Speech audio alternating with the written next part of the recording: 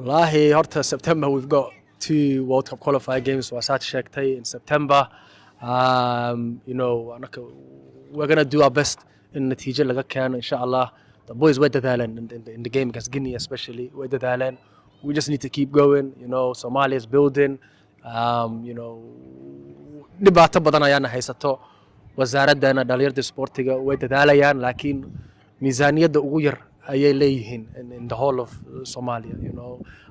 So inshallah waa dadaalayna laakiin Arab Cupna we're gonna do our best. We're playing Oman again in late November I think it is. So inshallah dadaalkana ma yara dhalinyartana way dadaali doonaan inshallah laakiin we have to give them the best possible chance of you know doing really well. So inshallah preparation needs to be better this time. Inshallah it will be better.